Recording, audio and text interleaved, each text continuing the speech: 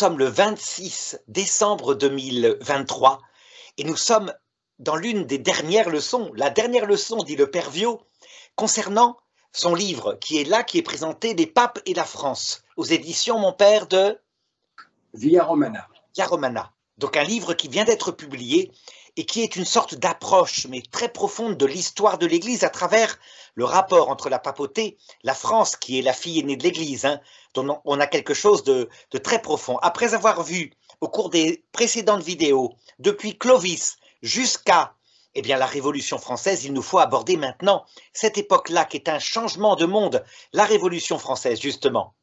Voilà, mon père. Alors, la Révolution française, elle arrive dans des conditions quand même qu'il faut rappeler très très brièvement pour ce qui nous intéresse, c'est-à-dire le rapport entre les papes et la France. C'est ce climat du règne de Louis XVI, c'est quand même, je dirais, c'est infesté par la philosophie des Lumières, qui est foncièrement anti-chrétienne, spécialement anticatholique, puisque le catholicisme représente le christianisme en France, le plus important. C'est la quasi-totalité des Français. Bon. Et, je rappelle que les Lumières, ce sont de la lumière de la raison maîtrise d'elle-même. C'est un peu ça qui est dedans. Voilà. Ça veut dire qu'on refuse finalement les dogmes indémontrables. Voilà, les lumières de la raison humaine et aussi c'est le rationalisme absolu. Voilà. Et donc, c'est cette idée qui prévaut et qui touche beaucoup, pas tellement le peuple, mais l'aristocratie, même des membres du clergé, du haut clergé, bien entendu, qui ont des sympathies pour les Lumières. Le roi Louis XVI, on ne peut pas dire qu'il ait de la sympathie pour les Lumières, et qu'il ne vit pas dans une bulle, il vit dans un monde où il est quand même bien tenu au courant, malgré tout ce qu'on a pu raconter sur son isolement à Versailles. Il était parfaitement au courant de ce qui se passait. Et le gros problème qui se pose à la monarchie à partir de la fin de la guerre d'indépendance des États-Unis, donc on peut dire que déjà dans les années 1785, 86, 87, bon, il y a ce problème des finances. L'État, la France est un pays riche, mais avec un État pauvre, et qui s'est considérablement appauvri dans la guerre d'indépendance des États-Unis, qui n'était pas du tout une folie, comme certains adversaires de Louis XVI le disent, mais une nécessité à cause du traité de Paris de 1761, qui avait été signé sous Louis XV, son grand-père, et qui limitait, par exemple, notre flotte. Nous ne pouvions pas construire plus, il y avait un quota de bateaux. Alors, quand on voit la carte de France et toutes ses façades maritimes, imaginez la France sans navire, sans flotte, c'est tout simplement l'empêcher de se développer. Et ça, c'est l'Angleterre qui avait opposé ça. C'est pour ça que Louis XVI, dès qu'il a eu cette possibilité d'intervenir, d'une part pour les insurgents des États-Unis, et d'autre part aussi, ça le rendait populaire au niveau européen, parce que les Anglais s'étaient donné le droit d'arraisonner tous les bateaux non anglais. Et donc, c'était une entrave à la liberté de commerce et de navigation. Bon, Louis XVI va remporter cette victoire, mais il va éviter d'humilier les Anglais. Il ne va pas aller envahir l'Angleterre comme lui suggéraient certains Américains. Mais la France va être ruinée et au bord de la banqueroute.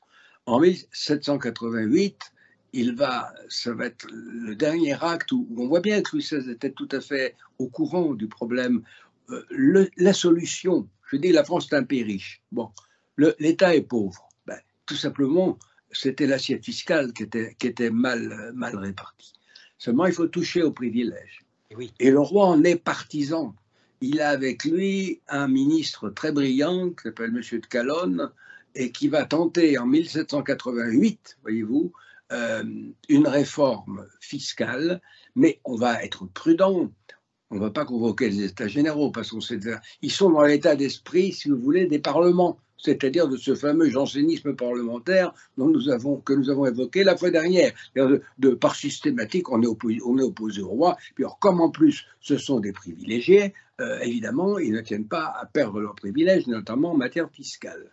Donc, cette Assemblée des notables va constituer en 1788 finalement un échec. Et surtout un échec, et ça a trait directement à notre sujet, à cause de l'Église. Car il faut bien voir que l'Église est à ce moment-là le plus grand propriétaire foncier. C'est des trois ordres, surtout avec la haute Église. Je ne parle pas des pauvres curés, non, mais c'est le plus riche. Et on lui demande quelque chose comme 12 000 livres, 12 millions de livres, pardon, de paiement, d'impôts, enfin bon, qu'elle pourrait absolument donner. Bien sûr, ce sera un gros sacrifice, mais enfin, ce serait possible. Et elle n'en accorde que 2 millions. Bon, le don gratuit, voilà, on ne veut pas sortir de là. Et voyez-vous, j'insiste là-dessus parce que ça se saura. L'opinion publique est en train de jouer un rôle de plus en plus grand à cette époque-là. Et on saura que le refus de l'Église, il a joué un rôle dans cet échec. Et donc le roi va être obligé de convoquer les États généraux.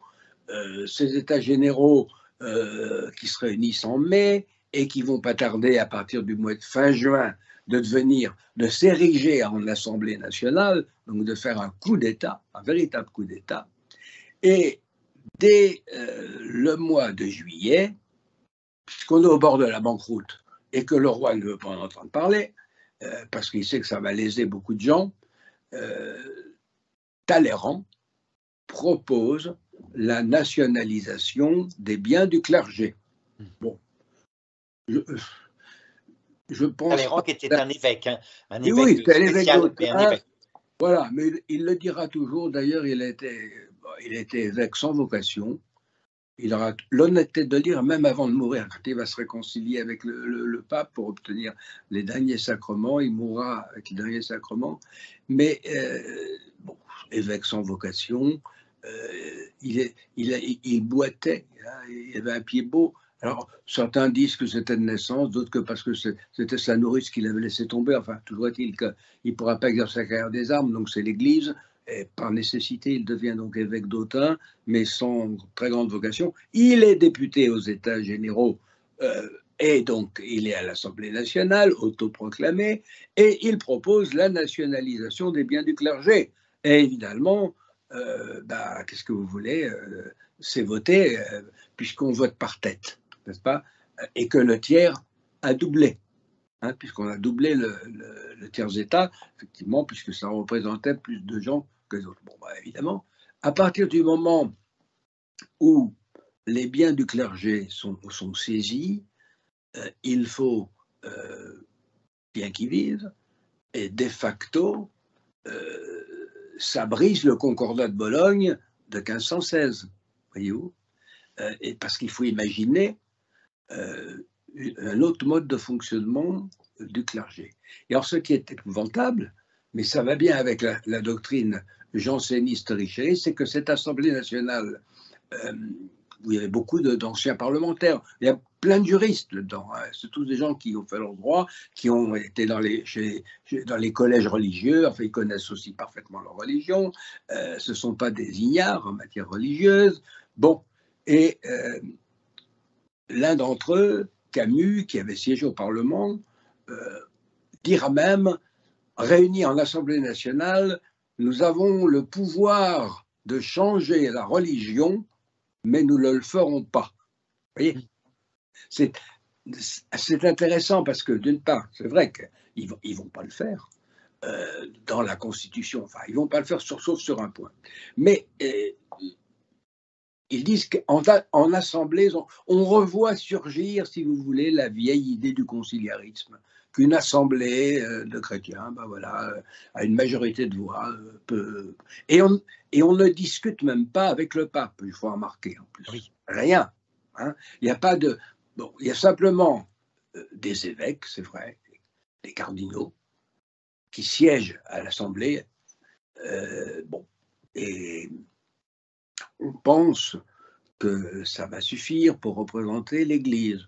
Sauf que Monseigneur de Boisgelin, par exemple, la veille du sacre du roi Louis XVI, lui avait dit qu'au fond, ce n'était pas nécessaire, pas obligatoire qu'il soit sacré, puisqu'il était sacré de par sa naissance. Voyez-vous, ça commençait mal. Hein. Je pense que, et on sait que Louis XVI n'a pas beaucoup apprécié ce que lui a dit Boisgelin, qui reprenait d'ailleurs en fait des propos de Voltaire. Alors, bon, que Voltaire l'ait dit, ça soit, mais Boisgelin, c'est tout de même un peu ennuyeux. Bon, et on va élaborer une constitution civile de clergé, mais entre-temps, il y a quand même quelque chose d'important qu'on oublie, c'est qu'en 1789, donc en août, c'est la Déclaration des droits de l'homme et du citoyen.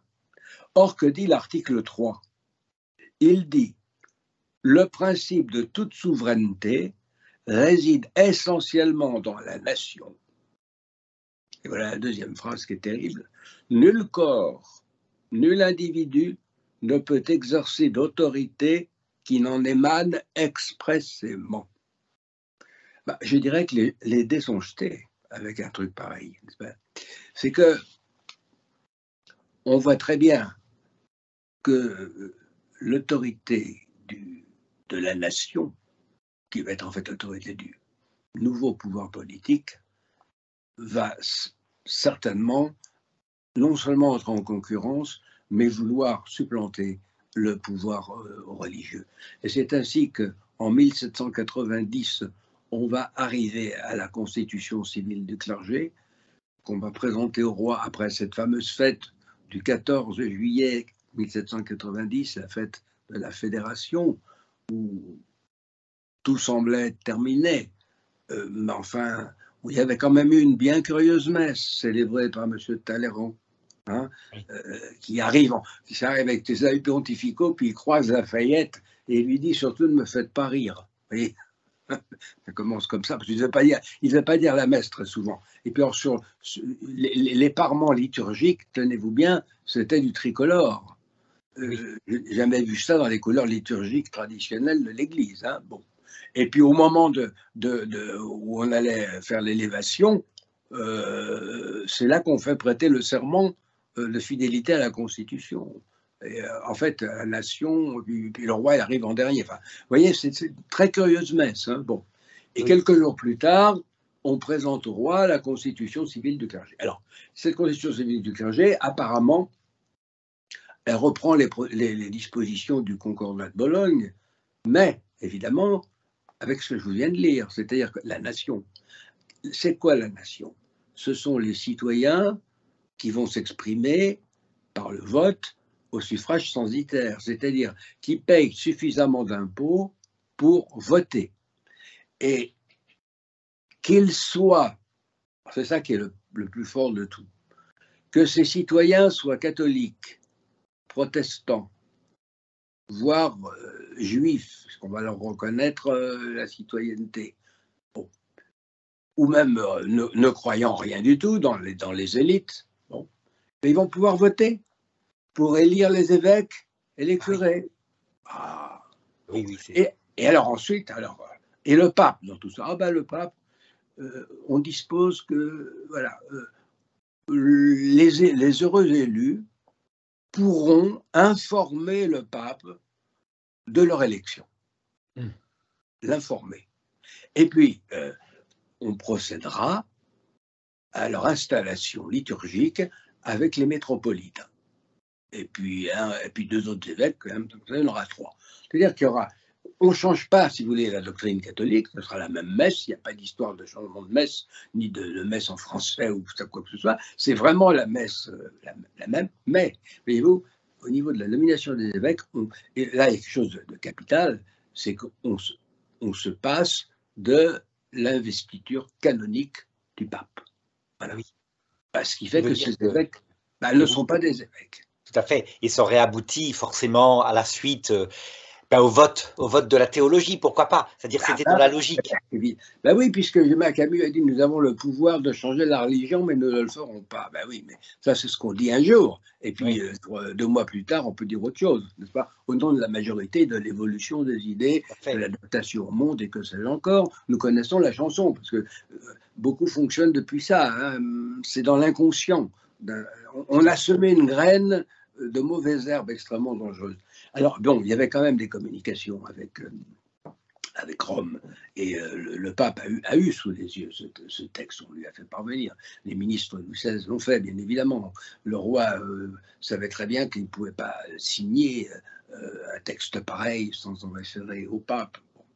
Souvent, le problème, c'est que Pie VI, qui est pape depuis, je sais pas, 1770, 71, enfin, vous voyez, il est plus tout jeune. Hein. Oui. Il est plus tout jeune. Pie VI, qui est quand même un homme qui, quand il y a eu des histoires du genre avec Joseph II, il s'est quand même dérangé à Vienne.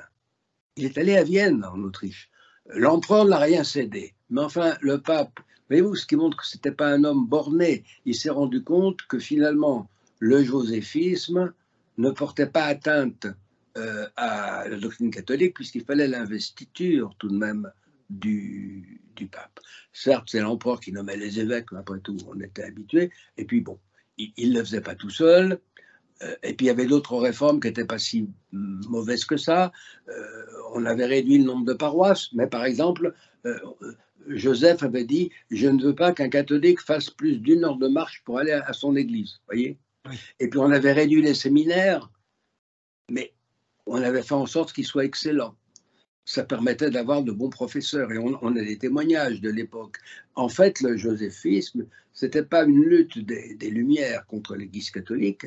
Non, c'était une réorganisation de l'Église par rapport à un empire qui avait pris d'autres dimensions. Et le pape s'étant dérangé sur place, finalement, il n'a rien obtenu de Joseph, mais il n'a pas trop insisté. Et Joseph, d'ailleurs, lui a rendu sa visite à Rome, et ça s'est passé entre gens de bonne compagnie. Je vous signale ça parce que les révolutionnaires français, est-ce dans leur naïveté ou dans leur cynisme, ou je ne sais quoi, un peu des deux, se sont imaginés que puisque Pie VI avait accepté le joséphisme, il accepterait la constitution civile du clergé. Sauf que ces messieurs en assemblée, ce n'était pas l'empereur Joseph II. Oui. Joseph II était quand même empereur catholique et empereur du Saint-Empire romain germanique. Bon, ça prouve que... Et puis en fait, il est très clair qu'il n'avait pas touché à l'essentiel du dogme, puisque pour qu'un évêque autrichien puisse fonctionner, il fallait qu'il ait l'investiture quand même du pape. Bon, alors, seulement, Pie VI savait aussi, parce qu'il était bien renseigné par le cardinal Bernis, qui était l'ambassadeur du roi Louis XVI à Rome, mais qui évidemment depuis les événements ne l'était plus. On le rappelait d'ailleurs à Paris, mais il ne voulait pas rentrer. Il a eu raison, parce que sinon, je ne sais pas trop ce qui lui serait arrivé. Bernis restait à Rome, auprès du pape, et conseillait quand même au pape une certaine modération. Parce qu'il disait, vous allez mettre le roi autrement dans un embarras terrible. Donc, le pape réfléchissait. Et puis, il y avait le nonce à Paris. Il y avait un nonce qui était resté. Et le nonce disait, au fond, vu l'effervescence qu'il y a à Paris, il vaudrait mieux que le roi signe, puis on verrait après. C'était l'avis d'un certain nombre d'évêques. Alors, Pie VI va écrire au roi, il y a au moins 2 courriers que nous connaissons. Le premier courrier qui date de 90, mais qui va, vous savez, les communications, d'ailleurs, sont toujours difficiles avec Rome, il y a des fois du retard. C'était pareil. L'heure de Rome n'est pas toujours la même heure que pour Paris. Et c'est fin juillet que le roi signe, mais promulgue pas encore. Il signe, et puis voilà qu'il reçoit quelques jours après la lettre du pape. Et que lui dit cette lettre? Première partie, il lui dit, si vous signez, vous risquez de créer un schisme et de vous mettre en dehors de l'Église catholique. Ça, il l'avertit. Mais voilà, le drame, c'est qu'il rajoute dans la deuxième partie de sa lettre que s'il avait des problèmes, qu'il consulte les évêques de l'Assemblée. Bon. Le pape ne pouvait pas ignorer quels étaient les évêques de l'Assemblée. Par Bernis, tout simplement. Oui, tout à fait. Bah, évidemment. Bon. Et donc, il savait très bien que les évêques étaient pour le. Bon. Mais il se trouve que le pape voulait gagner du temps, croyant rendre service à Louis XVI, mais il ne lui a pas rendu service parce que il n'était pas sur place d'une part, et qu'il faut quand même aussi se dire que cette situation, c'est une première dans l'histoire de la France, et aussi dans l'histoire de la France avec le Saint-Siège. On n'avait jamais vu ça. On ne pouvait pas imaginer que ce pays avait, justement dans ceux qui le dirigeaient à ce moment-là, et c'était plus tellement le roi, puisque le roi, on l'avait ramené à Paris, et il avait écrit, le roi, dès son retour, dès les journées d'octobre 89, il avait écrit à son oncle d'Espagne qu'il n'était plus libre et qu'il ne fallait pas considérer que tout ce qu'il allait signer était vraiment de son assentiment. Voyez-vous, nous avons ces lettres qui datent d'octobre 1789. Donc Louis XVI était parfaitement conscient de la situation. Mais que voulez-vous, il maintient sa signature, et puis il va même être obligé de promulguer la loi, puisqu'il est pressé par les députés, par ses propres évêques, qui lui disent après, mais écoutez, le nonce Dugnani, je me souviens de son Dugnani, était aussi d'accord. Et puis voilà, en mars 1791, vous vous rendez compte, le texte était signé fin juillet. Mais en mars, le pape répond enfin par le bref quod aliquantum. Pourquoi est-ce qu'il a finalement répondu, et dans des termes aussi durs? Certainement parce que il y a eu des pressions du côté des émigrés. C'est ce que pense Jean-Christian Petit-Fils dans son livre sur Louis XVI, et aussi parce que le parti des monarchiens à l'Assemblée, et il est probable que l'abbé Maury, qui sera fait d'ailleurs plus tard cardinal, l'abbé Maury a été certainement aussi dans ceux qui ont dit au pape, il faut jouer la fermeté. Avec ces révolutionnaires, avec ces gens-là, il n'y a rien, on ne peut pas leur faire confiance. Dans un sens, il n'avait pas tort. Il n'avait pas tort. Bon. Maintenant, vous savez, bon, toujours est-il que, en soi, le texte n'était pas acceptable pour le pape, c'est bien évident. Et d'ailleurs, le pape, en condamnant la constitution civile du clergé, va aussi condamner la Déclaration des droits de l'homme et du citoyen. Et en particulier, cette idée de liberté et d'égalité que les rédacteurs faisaient sortir de la nature humaine. Voyez-vous, parce que aussi il y a une embistrouille, si j'ose dire, c'était la déclaration des devoirs de l'homme, il n'est pas question du tout des devoirs, et ils ont beau dire en présence de l'être suprême, en prenant une expression ambiguë qui peut très bien désigner le Dieu de la Bible, à l'époque c'était dans le vocabulaire, mais aussi l'être suprême de Voltaire ou de Jean-Jacques Rousseau. Et donc finalement, c'est une liberté et une égalité qui viennent de la nature humaine et qui ne sont pas placées devant Dieu. C'est en ça que ce n'est pas possible. Le pape, d'ailleurs, pour être bien clair, dit bien qu'il ne remet absolument pas en cause ce qui a été voté par l'Assemblée et par le roi. Donc, l'idée qu'on va faire une constitution, l'idée qu'au fond, ça ne le regarde pas. Mais en revanche, ce qui le regarde, c'est la direction de l'Église. Et qu'ils ne peuvent pas, qu'on ne peut pas accepter, puisque ce bref quod aliquantum, en fait, puisqu'on ne s'est pas adressé à lui, le pape répond aux évêques et aux cardinaux qui lui ont envoyé ce qu'on appelle l'exposition des principes de la constitution civile du clergé. Donc, c'est à eux que le pape répond, puisque ce sont eux qui se sont adressés à lui pour lui demander conseil. C'est vrai que l'Assemblée s'en fichait du pape. On est en plein, toujours, c'est le jansénisme gallican qui continue. Bon. Et alors, il y a la condamnation. Réaction populaire, c'était bien organisé. On commence par brûler le pape en effigie, et le nonce d'Hugnani quitte Paris à toute vitesse, évidemment, parce que sinon il aurait été lynché. Et là commence le calvaire pour le roi. Hein, oui. parce que il y a le texte du pape, et ben, le roi n'entend des messes que des messes de prêtres qui n'ont pas juré. Parce que dans un premier temps, beaucoup de prêtres vont jurer, mais pas tous. Hein. Les évêques, beaucoup moins. Mais quand il va y avoir la condamnation du pape, alors là, c'est fini. Là, c'est une minorité qui va jurer, et les évêques, il n'y en aura pas beaucoup, il y aura peut-être que 2 ou 3, c'est tout. Et puis, il y en a même qui vont jurer, c'est plus celui qui a dit « je jure, mais je ne sacre pas ».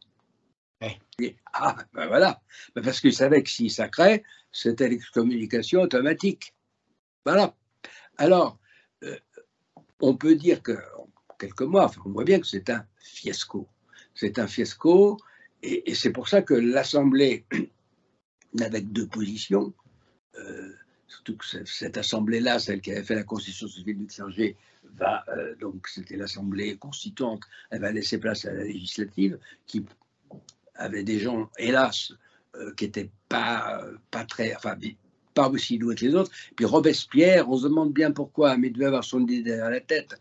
C'est lui qui avait fait voter en dernière minute que ceux qui avaient siégé à la constituante ne pouvaient pas siéger à la législative. Comme s'il avait souhaité mettre des inexpérimentés à la législative, voyez-vous, pour que ça casse. Bon. C'est une façon comme une autre de prendre le pouvoir, hein, une façon de révolutionnaire. Bon. Et la législative, évidemment, parmi les premières mesures qu'elle va prendre, d'abord, c'est celle qui va faire déclarer la guerre. Enfin, bon.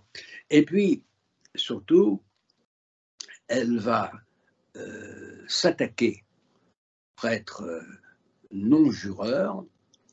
Et alors qu'on avait essayé de trouver des Talleyrand avait milité pour justement, puisque dans la Déclaration des droits de l'homme, il y avait aussi le fait qu'on ne veut pas être inquiété pour ses croyances. Bon, Talleyrand avait milité pour qu'il y ait des églises pour les prêtres non-jureurs. Et puis voilà, mais ça ne marchait pas du tout. Non, il fallait que tout le monde jure. Hein. Alors déjà, vous comprenez, c'était en plus, vous voyez aussi la malhonnêteté, c'est-à-dire qu'on avait dit aux prêtres, on vous prend tous vos biens, mais on vous paye. Bon, soit, ce que fera Napoléon. Sauf que Napoléon paiera, lui, tout le monde, tandis qu'eux, les non-jureurs, ils ne les payent plus. Et on crée de fait une espèce de... Enfin, il y a un schisme qui se fait. C'est de là que va venir la révolte de la Vendée, n'est-ce pas? Oui. Hein, à la longue. Ce n'est pas la mort du roi qui va entraîner ça, c'est la constitution civile du clergé, d'une part, et la conscription. Conscription. Alors, la législative va voter une loi qui stipule que les non-jureurs seront déportés sans jugement en Guyane. Oui. Alors, vous imaginez, à la déportation, c'est clair, hein, sur 50 ou 60 personnes que vous envoyez en déportation, il en arrivait 5 vivants. Hein. Bon, c'est ça qu'il y a derrière. Et le roi, il met son veto, comme il en avait le droit. Et évidemment, c'est ce qui va provoquer la fureur des révolutionnaires qui vont bien montrer leur vrai visage, qu'ils avaient plus de haine contre le roi que contre Dieu, pardon, que contre le roi. Oui, tout à fait. Et donc, à partir du moment où le roi met son veto, eh bien, il se met du côté de Dieu, il se met du côté du pape, et par voie de conséquence, eh bien, on veut le renverser, et ce sera d'abord l'émeute du 20 juin. On voit bien que Louis XVI est très populaire encore parce qu'il arrive tout seul à être tout seul aux Tuileries, entouré seulement de quelques gardes nationaux, et il tient pendant 3 heures devant une foule de 6 à 7 000 personnes qui veulent le tuer, et finalement il est tout seul. Hein, il arrive à les faire partir, mais il n'y arrivera pas le 10 août. Hein, et là, parce qu'ils s'y reprendront mieux, hein, et ça sera la fin de la monarchie, le début de la terreur, parce que le 10 août, c'est le massacre des gardes suisses dans des conditions abominables, et puis dès le début septembre, avant, parce qu'il va y avoir les élections pour la nouvelle assemblée, la convention, le roi est toujours suspendu, hein, il est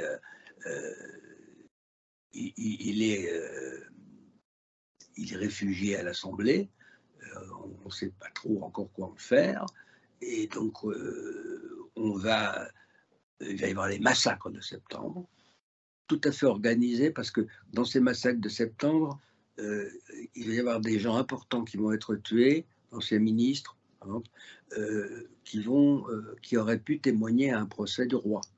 Ils vont être massacrés. Une des premières exécutions à la guillotine qui était à la place du Carrousel à ce moment-là, c'est Arnaud de la Porte, qui était l'intendant de la liste civile du roi. Autrement dit, c'est lui qui avait payé les journalistes, les journaux pour remonter la popularité royale. C'était lui qui était au fond le dispensateur des fonds secrets. Comme par hasard, il est un des premiers condamnés à mort et exécuté. En voilà un qui pourra plus parler, voyez-vous. Bon, puis la suite, vous la connaissez, eh bien c'est le procès du roi, hein. Et au fond, tout cela, c'est lié à la question de la religion. Quand le pape Pie VI va apprendre qu'on a guillotiné le roi, le pape dira par 2 fois, il est mort martyr, il est mort en haine de la foi catholique. Oui, c'est certain, c'est certain. Et je pense que c'est tout à fait certain. Bon, puis là vont débuter les guerres de Vendée, qui vont être extrêmement meurtrières, beaucoup plus meurtrières qu'on ne l'a dit. Est-ce qu'on a voulu faire un génocide? En tout cas, on a voulu exterminer une population, je ne sais pas comment on va appeler ça, mais en tout cas, il y a eu quand même pas loin de 200 000 victimes, hein, tout de même. C'est énorme et ça va être vraiment un grand trouble pour toute la France. Et vous savez, quand Robespierre, s'il faut bien comprendre, Robespierre, dans son programme, quand il croit avoir gagné, Robespierre n'est pas tout à fait un révolutionnaire comme les autres. Lui est une espèce de visionnaire rousseauiste, et il sait très bien, et j'insiste là-dessus parce qu'on va retrouver ça à la Troisième République, c'est très bien qu'on ne peut pas mener une société sans Dieu. Et c'est pour ça qu'il tient tant à l'être suprême. Il y a dans le livre L'heure du royaume de France est-elle venue, que je vous ai envoyé, que vous pourrez montrer aux spectateurs. J'ai donné des extraits de discours de Robespierre parce que les partisans de Robespierre aujourd'hui, disciples de Mathiez, veulent complètement occulter le souci religieux de Robespierre. C'est une grave erreur. Robespierre détestait beaucoup plus les athées que ceux qu'il appelait les superstitieux, c'est-à-dire les catholiques. Et on dira, c'est Hébert, Hébert et les enragés, n'est-ce pas, bon, perdront leur tête à cause de ça. Mais l'être suprême, vous verrez, c'est pas pour rien qu'il a quand même demandé à Gossec, qui était le plus grand musicien de son temps, de composer la musique, et elle est très jolie. Les auditeurs l'entendront. Bon, les paroles sont un peu nulles parce que c'était Marie-Joseph Chénier qui devait les faire, mais Robespierre les a lus la veille. Il y avait trop d'éléments qui rappelaient la Bible. Il n'en a pas voulu. Il voulait qu'on supprime tout. Alors à ce moment-là, il y a un dénommé Desorgues qui est arrivé, qui a présenté les paroles que nous avons actuellement, que j'ai montré dans mon livre. J'ai fait dans ce livre une comparaison des 2 textes pour vous montrer la haine de la Bible. C'est que Robespierre, en plus, c'était quand même un homme qui était lettré et intelligent. Bon, le poème de Chénier, c'est pas une merveille, mais sur le plan de la poésie, c'est pas André Chénier, c'est son frère, Marie-Joseph. Hein, bon, c'est bien supérieur à ce qu'a écrit Desorgues. Desorgues, c'est de la poésie de bas étage. Bon, mais voilà, elle a l'avantage de n'avoir aucun. Il n'y a pas de référence à la Bible, aucune, même pas cachée. Bon, alors, oui. C'est ça que prend Robespierre. Voilà, c'est ça que prend Robespierre. Et cette fête est un demi-succès ou un demi-échec. Robespierre en tombe malade. Il est absent pendant 3 semaines. Et il va revenir, fin juillet, c'est Thermidor. Hein. Ouais. Et vous savez bien qu'en révolution, il faut toujours être présent. hein. Les absents ont plus que toujours tort.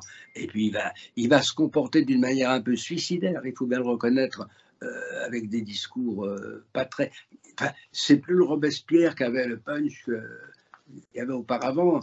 Et puis bon, après avoir dit qu'il a dénoncé une conspiration, on lui demande des noms, il dit c'est pas le moment de les donner, il va dormir, il va dormir. Je pense bien qu'il y en a d'autres qui ne dorment pas, et que le lendemain matin, quand il vient à la convention, eh ben, il ne peut plus parler, et puis bon, il est guillotiné. Bon, il est guillotiné avec, oh là là, il n'y en aura pas beaucoup la première fois avec lui, mais après ça va suivre. Il y a une épuration terrible qui va durer 2 ans. Puisque les gens du tribunal révolutionnaire, ils vont encore attendre 1 an avant de guillotiner, parce que Collot d'Herbois pensait pouvoir les sauver, mais quand les gens de la Convention thermidorienne vont voir arriver le renouvellement de Fouquier-Tinville, de Hermann, enfin tous ces distingués personnages qui avaient envoyé des charrettes et des charrettes à la guillotine, ils vont les faire arrêter, ils seront guillotinés à leur tour. Bon, c'est là que va s'installer le directoire, mais le directoire va être tout aussi anti-chrétien. On va continuer l'être suprême, mais avec moins de religiosité. Et on va établir le culte des théophilanthropes, voyez-vous. Alors ça, c'est un culte athée, hein, il n'y a rien de religieux là-dedans, mais on lit des extraits de vie patriotique, d'exploits patriotiques, et c'était tous les 10 jours, tous les décadis, pas qu'il y avait et ce qui a fait le succès de cela, c'est qu'un des directeurs, la Révélière Lépo, c'était un ardent partisan du culte théophilanthropique. C'est vous dire que l'anticatholicisme était installé au plus haut de l'État et que même Robespierre disparu, on ne guillotinait plus, mais c'était la guillotine sèche qu'on envoyait en déportation. Et puis les fameux pontons, vous savez, de Rochefort, de l'île Madame, et puis la déportation. Bon, voilà. C'est pour ça que Napoléon Bonaparte, avec le Concordat de 1801, d'abord, il faut voir qu'en novembre, c'est le 18 Brumaire. En décembre de la même année, 1799, Bonaparte, premier consul, reçoit, tenez-vous bien, l'envoyé du comte d'Artois, plus un espion anglais, dont on sait qui c'était, qui dirigeait l'espionnage anglais, pour négocier quoi? La paix en Vendée, avec l'abbé Barnabas. Bon, et il y arrive. Et il y arrive. Et en même temps, il envoie au pape nouvellement élu, par l'abbé Caermonti, qui va prendre le nom de Pie VII, son désir de négocier une situation tenable pour l'Église et pour la République. Bon. Je dis la République parce que c'est encore la République, et nous sommes en 1801. Voilà. En 1800, quand les... Je dis ça parce que quand le pape Léon XIII parlera d'accord avec la République, il dira en 1892, depuis le début de ce siècle. Vous voyez l'habileté du pape. Depuis le début de ce siècle, nous avons traité avec différents gouvernements français, République, Royauté, Empire. Mais je vous fais remarquer que ça exclut 1789. Oui. Ah ben oui. Je dis ça pour ceux qui dénigrent l'encyclique de Léon XIII. Léon XIII, pour lui, 1789, c'est nul et non avenu. Hein, on n'en parle pas. Ce qui compte, c'est la République qui s'est tournée vers lui pour négocier un concordat en la personne de son premier consul, Napoléon Bonaparte. Ça va mettre du temps. Ça va mettre du temps, ce qui montre que c'était difficile. Ça va mettre beaucoup de temps, et on va discuter tous les jours. Hein. Il faudra que le pape envoie son secrétaire d'État, le cardinal Gonsalvi, qui va venir à Paris. C'est un très grand diplomate. C'est le dernier cardinal qui n'était pas prêtre. Moi, j'ai longtemps cru que c'était Mazarin, mais non, c'est Gonsalvi. Ah oui, d'accord. Oui, il n'était pas prêtre. Il n'a jamais voulu. On lui a proposé, mais il n'a jamais voulu. Bon. Et donc, on va signer en 1801, mais là aussi, il y a les détails sont assez croustillants parce que Gonsalvi, vous savez, il relisait tout parce qu'au moment de signer, par exemple, le dernier jour, il s'aperçoit qu'on lui fait signer un document qui n'était pas le même que celui qu'il avait vu la veille. Ah oui, oui. Il est entré dans une fureur bleue. Bon, on a cru que tout était fichu, puis non. Napoléon, comme par hasard, est arrivé. C'était Joseph Bonaparte. Et puis on a arrangé les choses. Bon, et le Concordat a été signé. Bon, et il a fallu, parce que évidemment l'empereur était menacé. On dit, enfin, quand même, on traite avec les curés maintenant, le pape, etc. Alors, il dit oui, mais attendez, il y aura les articles organiques. Et c'est vrai, tout à fait exact que sans la promesse des articles organiques, jamais Napoléon n'aurait pu faire accepter le Concordat de 1801 par les assemblées de l'Empire. Bon, alors, ces articles organiques, évidemment, qu'est-ce qu'ils ont de gênant? C'est que c'est le premier consul qui nomme les évêques et les curés. Mais le pape doit quand même donner son investiture canonique. C'est ça la différence avec la constitution civile du clergé. Mais on craint que Napoléon, qui après tout s'était distingué comme un révolutionnaire, qui avait été très proche de Robespierre, et de son frère, surtout Augustin, ne négocie pas le nom des évêques et les impose de force, n'est-ce pas? Et alors c'est pour ça que le pape fait savoir qu'il n'accepte pas les articles organiques de 1804, en plus de 1802. Et en plus, ces articles organiques, ils instaurent le culte protestant sous ses deux formes, réformé et luthérien. Bon, ça ne plaît pas trop au pape, mais ce n'est pas le fond du problème, puisqu'il y avait déjà un édit de tolérance pour les protestants. Le pape vivait aussi avec son temps. Hein. Bon, là, il protestait pour la forme. Mais là où c'était pas pour la forme, c'était quand même cette nomination des évêques. Et ça l'inquiétait. Finalement, il va voir que l'empereur est plus maniable qu'on ne le croit. Et on va quand même déjà avoir des discussions préalables. Voilà. Et en fait, c'est pas du tout pour des questions touchant à cela que ce pauvre Pie VII sera arrêté quelques années plus tard.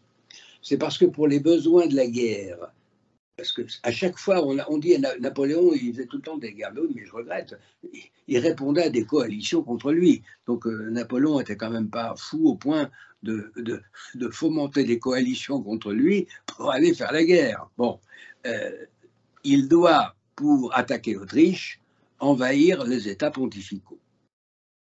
Et puis aussi pour veiller à ce que le blocus continental, puisqu'on avait perdu notre flotte, hein, déjà en Égypte, la campagne d'Égypte, et puis il y avait eu Trafalgar, hein, donc ça c'était très embêtant pour l'Empire, et donc Napoléon avait même dit, bon, je vais essayer d'envahir l'Angleterre, et il y avait renoncé, et donc il pensait qu'il gagnerait la guerre en Europe, et en touchant les Anglais dans leur partie vide, le commerce. Hein, en bloquant donc tout commerce avec les pays qui étaient occupés ou qui dépendaient de la France. Et il y en avait quand même pas mal, puisque Napoléon protégeait donc l'ancien Saint-Empire romain germanique qui vient de la Confédération générale du Rhin, et puis il était roi d'Italie, et puis il y avait l'Empire français quand même qui était assez grand. Bon. Et donc, on envahit les États pontificaux, et alors le pape, évidemment, proteste, c'est tout à fait normal, mais il écrit une bulle de protestation en disant que ceux qui font ça risquent l'excommunication. Bon. Et à ce moment-là, Napoléon est à Wagram, hein, en train de se battre contre les Prussiens.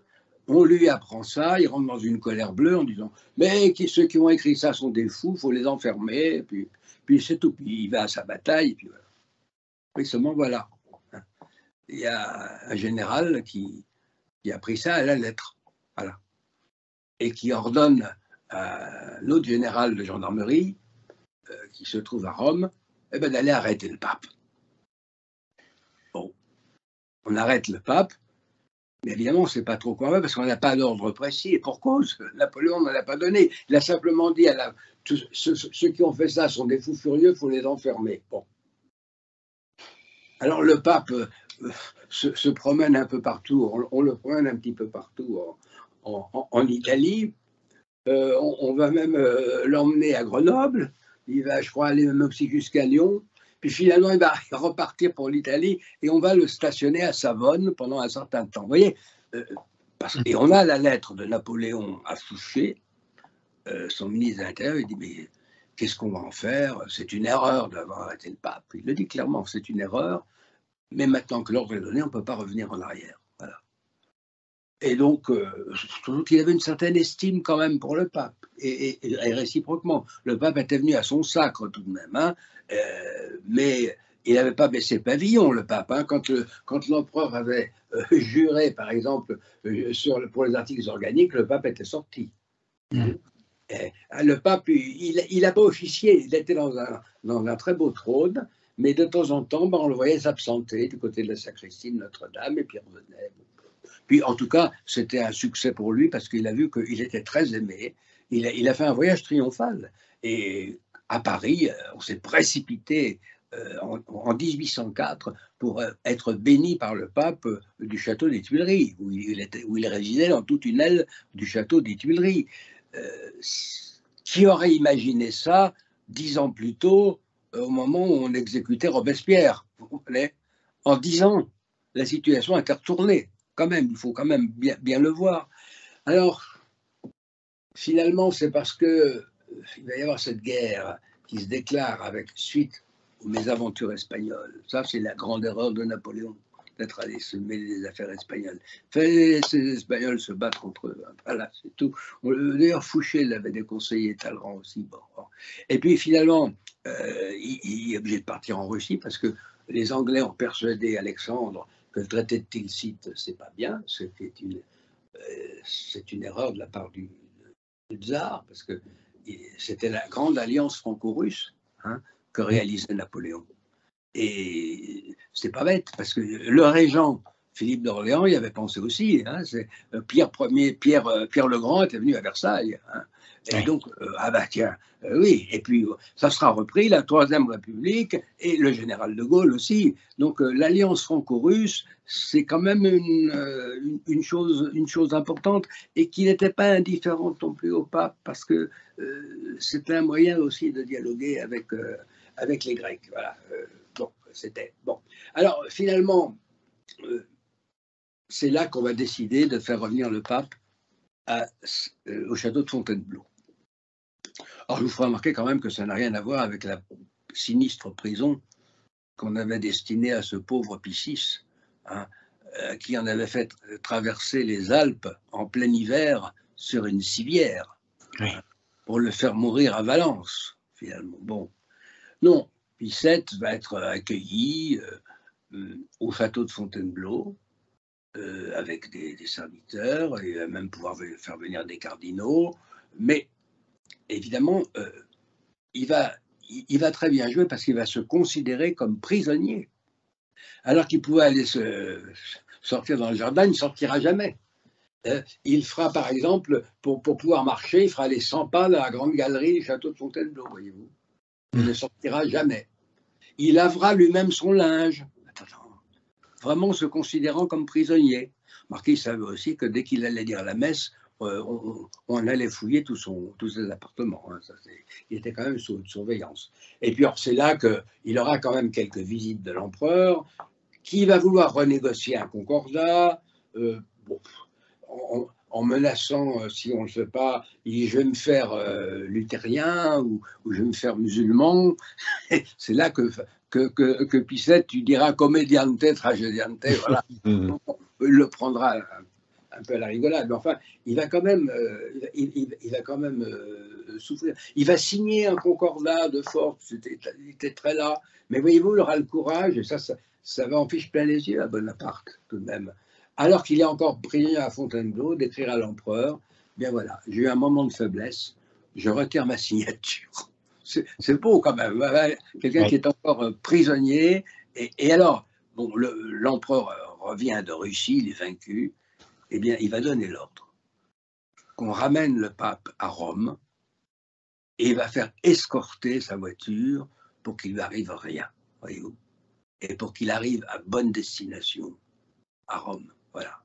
Et ce qu'il y a de très beau, c'est que d'abord le pape accueillera à Rome la mère de l'empereur avec son frère, donc le cardinal Fesch, l'oncle de l'empereur, et tout le reste de la famille Bonaparte qui va venir se réfugier, comme la famille royale s'était réfugiée aussi à Rome, il va les accueillir. Et c'est le seul souverain qui va écrire au régent d'Angleterre pour adoucir la captivité de Napoléon à Sainte-Hélène, parce qu'il sait qu'elle est dure, puis il sait en plus que le climat est mortel, voyez-vous. Et c'est à la demande de l'empereur, c'est lui qui va lui envoyer des aumôniers, parce qu'il veut revenir à la religion catholique. Et ça, on en a la preuve, parce qu'il a fait venir à Sainte-Hélène des œuvres de Bossuet, de Mabillon, enfin, voyez-vous, tout de suite la grande théologie, l'école française. Et donc, le drame, c'est que Pie VII n'imaginait pas ça. Il lui a envoyé des braves gens, de braves prêtres, mais qui n'étaient pas à la hauteur. Mais enfin, bon, Napoléon, si vous voulez, s'en est contenté. Il était heureux de les avoir. Il n'a pas osé communier par crainte de sacrilège, parce qu'il avait un cancer de l'estomac et vomissait. Ah oui. Ah ben voilà. Et il a demandé simplement à l'abbé qui va l'assister et qui va lui donner l'extrême-onction, sans le viatique, bien sûr. Il va revenir, vous savez qu'il était de famille corse, bien sûr, mais fraîchement corse, en fait, d'Italie. L'exposition du Saint-Sacrement de l'instant où il fermerait les yeux jusqu'au moment où on le mettra en terre. Ah. Voilà. C'est une vraie conversion. Oui, oui. C'est une véritable conversion, et je pense que Pie VII a joué un rôle dans cette conversion. Ça, je suis heureux je pense qu'il y a un procès en béatification qui est entrepris pour Pie VI comme martyr, évidemment. Mais je pense qu'il faudrait qu'aboutisse celui de... C'est Benoît XVI qui, je crois, a ouvert un procès en béatification pour Pie VII aussi. Ah, d'accord. Parce que Pie VII a quand même, voyez-vous, ce concours-là, il a quand même restauré l'Église. Il l'a remise au milieu du village, si vous voulez. Et ces prêtres qui étaient hors la loi, qu'on chassait, qu'on tuait, qu'on considérait plus comme des êtres humains, eh ben, bon, d'accord, il en a fait ses fonctionnaires, ses préfets violets, mais il vaut quand même mieux être un préfet violet que d'être un cadavre pendu violet. Oui, mais oui, bien sûr. N'est-ce pas? Parce que comme ça, ben, ça a réévangélisé la France. Pourquoi croyez-vous qu'au début du XXe siècle, au moment où on se sépare de l'État, plus de la moitié des missionnaires dans le monde catholique sont français? Quelle vie à l'Église de France après ce concordat de Napoléon, hein? Alors, par rapport à aujourd'hui, hein, alors avant de juger Napoléon, tout de même, voyons quand même le bien qu'il a fait. D'ailleurs, ceux qui vont lui succéder, Louis XVIII comme Charles X, ne vont strictement rien changer au concordat. Alors, ils vont être sensibles tout de même à la question des articles organiques, voyez-vous. Mais ce qui vous prouve que c'était difficile d'y toucher, c'est que Louis XVIII va commencer, mais il avait un flair extraordinaire. En plus, vous savez, ce n'était pas ce qu'on appelle un grand catholique, hein. Bon, plutôt un sceptique. Bon. Louis XVIII va sentir que ce n'est pas le moment. Il va laisser ça à Charles X. Mais Charles X, bon, c'était un très brave homme, c'était pas non plus, c'était pas un imbécile, mais c'était pas l'homme de la situation, parce qu'elle était beaucoup trop difficile. Dans une situation à peu près normale, il aurait fait un roi tout à fait convenable, parce qu'il avait bon cœur, il avait le sens du peuple, bon, c'était un homme qui était ami des arts et tout, et pour Paris, pour la France. Enfin, il avait de grandes idées. Beaucoup de gens à ce moment-là, même au moment du sacre qu'on lui a tant reproché, se sont dit, ben voilà, la France renoue avec ses grandes traditions et son rayonnement. Donc Charles X va essayer d'aller un peu plus loin. Alors là, on va inventer ce qu'on avait inventé pour faire tomber Louis XVI. Pour faire tomber Louis XVI, c'était le parti autrichien. Et là, ça sera le parti prêtre. Voilà. Oui, oui. Et puis alors, vous avez Polignac, qui évidemment, c'est lui qui va lui suggérer ces lois un peu étranges, notamment la loi du sacrilège, hein, qui punissait la peine de mort ceux qui commettaient des sacrilèges. Alors en 1830, vous imaginez tout de même qu'on ait fait ça autant de Philippe Auguste ou de Philippe le Bel, oui, mais en 1830, après tout ce qui s'était passé, bon, d'abord il les retirera, Charles X, mais trop tard, et ce sera la monarchie du Juillet, qui va garder le concordat sans aucune difficulté. On ne touchera plus aux articles organiques, mais on continuera l'habitude de négocier avec le pape, donc vous n'avez toujours aucune histoire. Bon, quand la monarchie de Juillet tombe en 1848, ça se fait sans trop de violence, d'autant plus que ce n'était pas une vraie révolution. Tout le monde sait aujourd'hui que Charles X aurait pu rester. Oui, ah oui. Oh, bien sûr qu'il aurait pu rester. Mais c'est le duc d'Orléans qui lui a fait mentir et il a eu un comportement qui était quand même pas digne parce que lui était un Bourbon, il appartenait quand même, il descendait de Louis XIV, il a usurpé la couronne puisqu'il y avait un descendant légitime, il aurait dû être lieutenant général du royaume et être régent.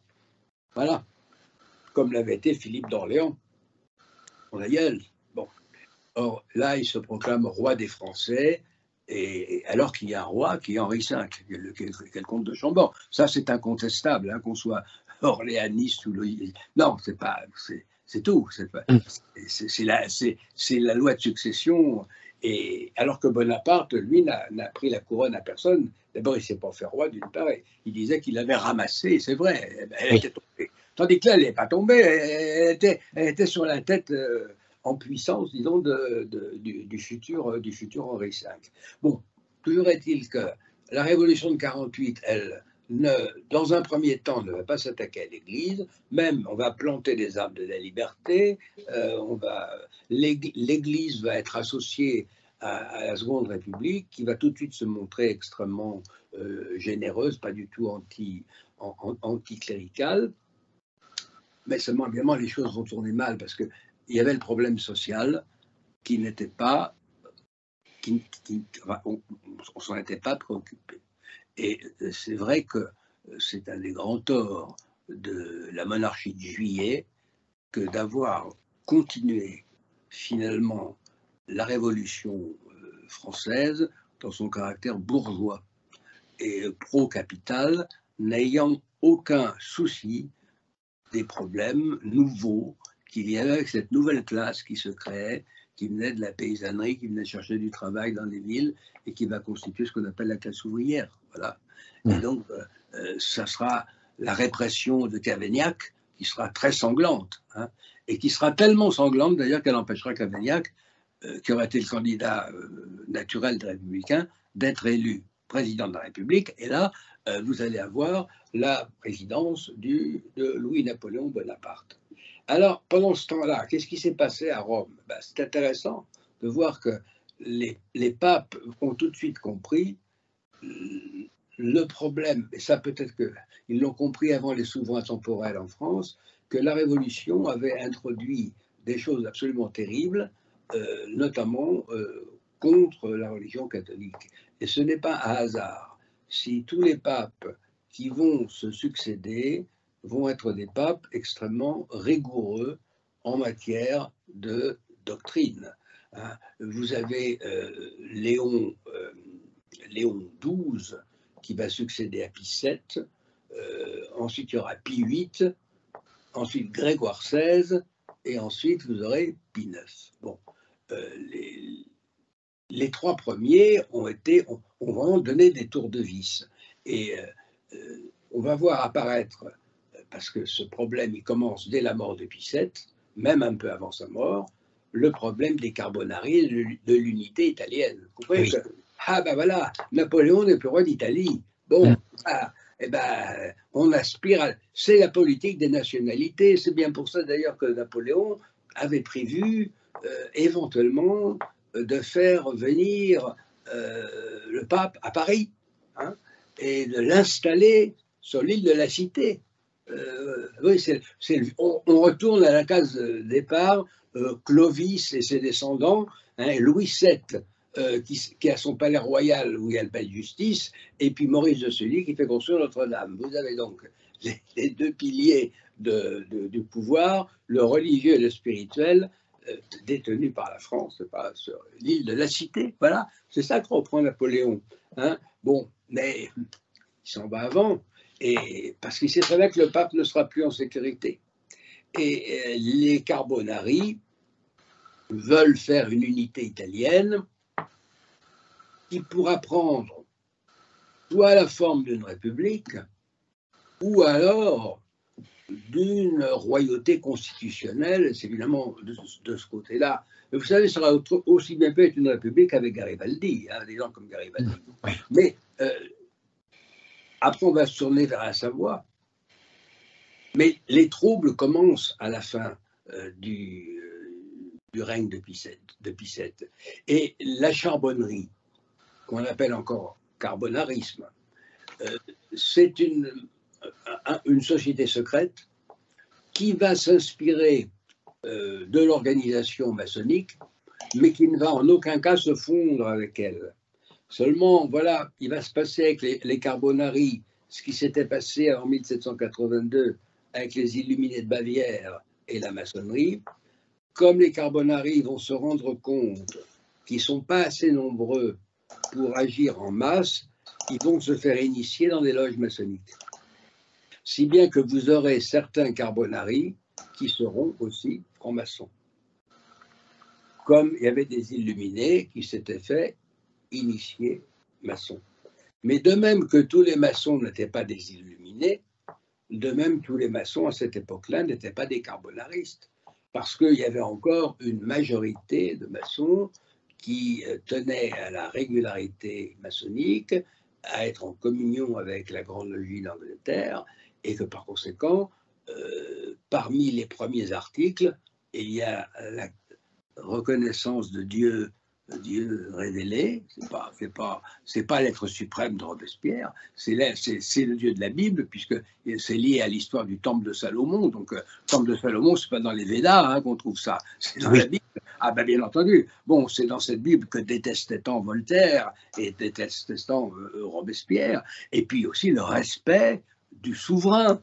Le souverain, il est souverain de droit divin. Ça fait partie des devoirs des maçons réguliers. Alors évidemment, ils voient ça d'un très mauvais œil, c'est Carbonari. Mais en Italie, il y a quand même ce pouvoir assez pesant de l'Église. Et donc, il y a certains maçons qui ont quand même été touchés par la philosophie des Lumières, voyez-vous. Ce n'est pas la majorité encore dans les années 1830, pas du tout. Mais petit à petit, ça va le devenir. Pourquoi? Parce que pour tout ce qui concerne, par exemple, la France, vous savez que la monarchie avait refusé d'enregistrer les bulles d'excommunication.